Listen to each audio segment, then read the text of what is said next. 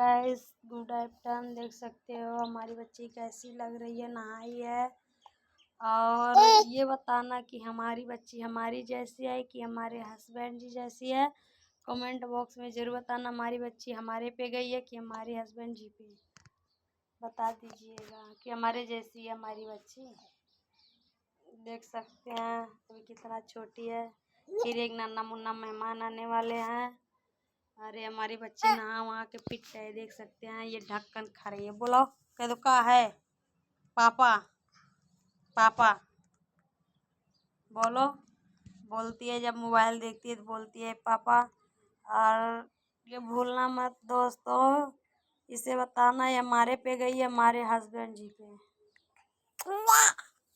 किस पे गई हो पापा? देख सकते हो मोबाइल में कितना देखने के लिए शौकीन है।